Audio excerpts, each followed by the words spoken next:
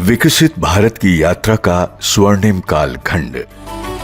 लीजिए सुनिए दैनिक हरिभूमि में प्रकाशित छत्तीसगढ़ के माननीय मुख्यमंत्री श्री विष्णुदेव साय के लेख का ये ऑडियो संस्करण।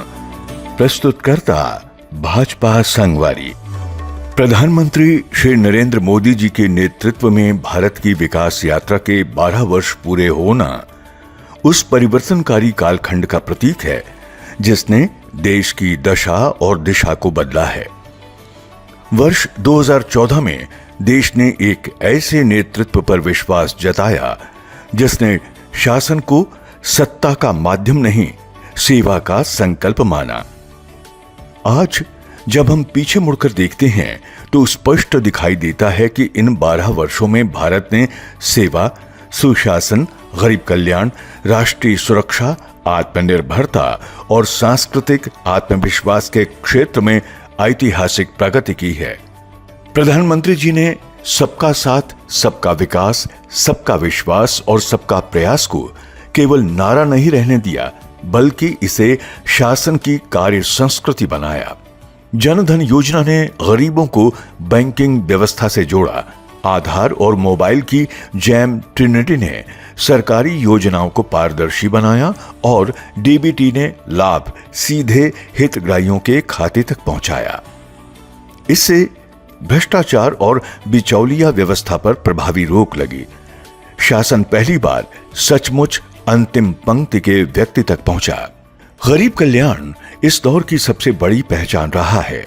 प्रधानमंत्री गरीब कल्याण अन्न योजना के माध्यम से 81 करोड़ लोगों को निःशुल्क खाद्यान्न मिल रहा है। प्रधानमंत्री आवास योजना ने करोड़ों गरीब परिवारों को पक्का घर दिया। उज्ज्वला योजना ने माताओं बहनों को धुएं से मुक्ति दिलाई। आयुष्मान भारत ने गरीब परिवारों को महंगे इलाज की चिंता से राहत दी। प्रधानमंत्री किसान सम्मान निधि ने अन्नदाताओं को सीधी आर्थिक सहायता दी। ये योजनाएं केवल सरकारी घोषणाएं नहीं रहीं, बल्कि करोड़ों परिवारों के जीवन में सम्मान, सुरक्षा और विश्वास का आधार बनी।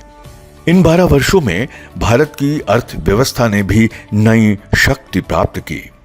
आत्मनिर्भर भारत अभियान ने देश को केवल उपभोक्ता बाजार नहीं रहने दिया, बल्कि उत्पादन, नवाचार और वैश्विक आपूर्ति श्रृंखला का मजबूत केंद्र बनाने की दिशा दी। मोबाइल निर्माण, इलेक्ट्रॉनिक्स, रक्षा उत्पादन, सेमीकंडक्टर, फार्मा और स्टार्टअप जैसे क्षेत्रों में भारत तेजी से आगे बढ़ा है। आज भारत दुनिया की प्रमुख अर्थव्यवस्थाओं में आत्मविश्वास के साथ खड़ा है। डिजिटल इंडिया ने भारत की शासन व्यवस्था और नागरिक जीवन को पूरी तरह बदल दिया है। यूपीआई ने डिजिटल भुगतान को आम आदमी के जीवन का हिस्सा बना दिया है। गांवों तक इंटरनेट और डिजिटल सेवाओं की पहुंच ने शासन को तेज, पारदर्शी और सुविधाजनक बनाया है। कोविड काल में कोविन प्लेटफॉर्म के माध्यम से टीकाकरण का सफल संचालन भारत की डिजिटल क्षमता का बड़ा उदाहरण रहा। आज भारत का डिजिटल पब्लिक इंफ्रास्ट्रक्चर पूरी दुनिया के लिए मॉडल बन चुका है। आधारभूत संरचना के क्षेत्र में भी पिछले 12 वर्ष ऐतिहासिक रहे हैं। आधुनिक राष्ट्रीय राजमार्ग, एक्सप्रेसवे, वंदे भारत ट्रेनें, नए airport, metro network, Amrit Bharat station और बेहतर लॉजिस्टिक्स ने देश की गति बढ़ाई है। सड़क, रेल, हवाई और डिजिटल कनेक्टिविटी ने भारत के उन क्षेत्रों को भी विकास की मुख्य धारा से जोड़ा है जो लंबे समय तक उपेक्षित रहे थे। यही कनेक्टिविटी विकसित भारत की मजबूत रीढ़ बन रही है। छत्तीसगढ़ में भी विकसित भारत के मोदी जी के सपनों को साकार करने हमारी सरकार मिशन मोड पर कार्य कर रही है। इसके लिए हमने विकसित छत्तीसगढ़ का विजन डॉक्यूमेंट बनाया है और इसके लिए लघुकालीन, मध्यकालीन और दीर्घकालीन लक्ष्य रखे हैं। प्रदेश की अर्थव्यवस्था का आकार वर्ष 2047 तक 15 गुना बढ़ाकर 75 लाख करोड़ करने का लक्ष्य हमने रखा है। छत्तीसगढ़ में 2023 में हुए विधानसभा चुनाव में हमें मोदी जी की गारंटी पर जनादेश मिला। महतारी वंदन योजना के तहत पात्र हितग्राही महिलाओं को 1,000 रुपए प्रति माह देकर महिला सशक्तिकरण का नया अध्याय लिखा जा रहा है। पहले ही कैबिनेट में हमारी सरकार ने 18 लाख प्रधानमंत्री आवास को मंजूरी देकर अंत्योदय के मंत्र को चरितार्थ किया। प्रदेश में 3,100 रुपए प्रति क्विंटल की दर से प्रति एकड़ 21 क्विंटल धान खरीदी हो रही है, जिससे ग्रामीण अर्थव्यवस्था को मजबूती मिली है। हमने मोदी जी की गारंटियों को पूरा कर राजनीतिक प्रतिबद्धता को ऊंचाई प्रदान की है। आंतरिक सुरक्षा के क्षेत्र में नक्सलवाद के विरुद्ध लड़ाई इस कालखंड की बड़ी उपलब्धियों में से एक है। वर्षों तक देश के अनेक आदिवासी और वनांचल क्षेत्र नक्सली हिंसा, भय और पिछड़ेपन के चक्र में फंसे रहे। प्रधानमंत्री जी के साहसिक नेतृत्व और केंद्रीय गृह मंत्री श्री अमित शाह की सफल रणनीति के अनुसार डबल इंजन की सरकार में नक्सलवाद की जड़ों पर निर्णायक प्रहार हुआ।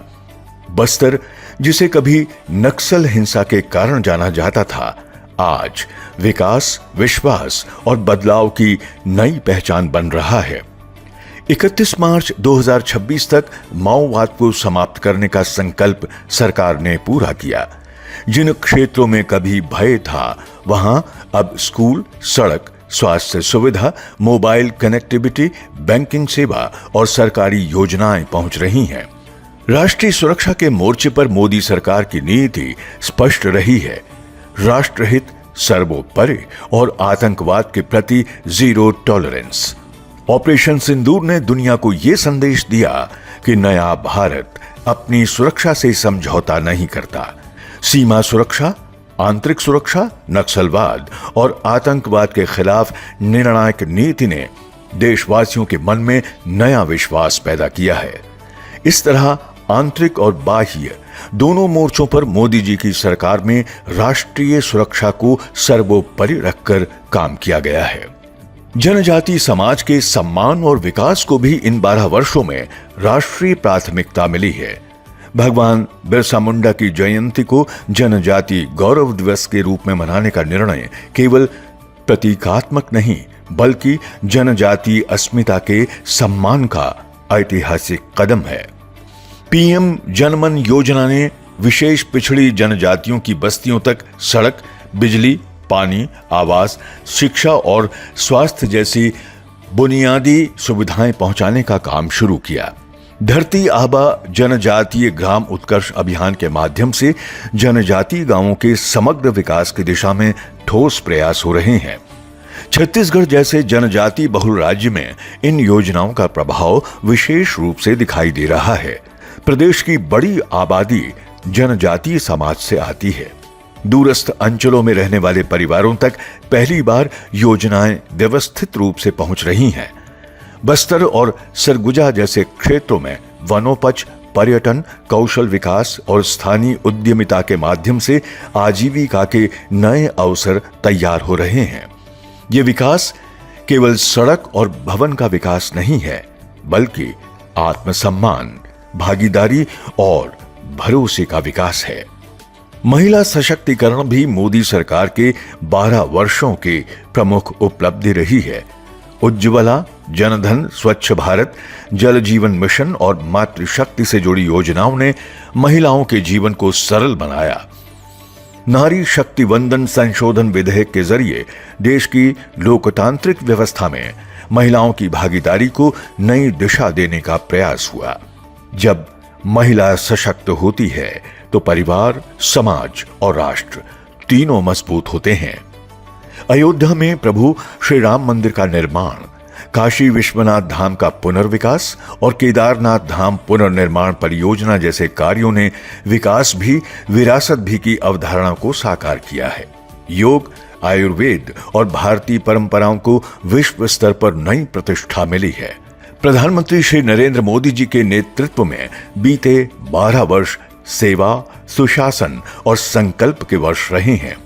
इन वर्षों ने यह सिद्ध किया है कि मजबूत नेतृत्व, स्पष्ट नीति और जन भागीदारी से देश की दिशा बदली जा सकती है। गरीबी से मुक्ति, नक्सलवाद पर निर्णायक प्रहार, जनजातीय विकास, डिजिटल क्रांति आधुनिक अवसंरचना और सांस्कृतिक आत्मविश्वास सबने मिलकर विकसित भारत की मजबूत नींव रखी है। आज भारत केवल आगे नहीं बढ़ रहा, बल्कि आत्मविश्वास के साथ दुनिया को दिशा भी दे रहा है। मुझे पूर्ण विश्वास है कि प्रधानमंत्री जी के नेतृत्व में विकसित भारत 2047 का संकल्प अवश्य सिद्ध होगा। विकसित भारत की यात्रा का स्वर्णिम कालखंड। आप सुन रहे थे दैनिक हरिभूमि में प्रकाशित छत्तीसगढ़ के माननीय मुख्यमंत्री श्री विष्णुदेव साय के लेख का ये ऑडियो संस्करण। प्रस्तुतकर्ता भाजपा संगवारी।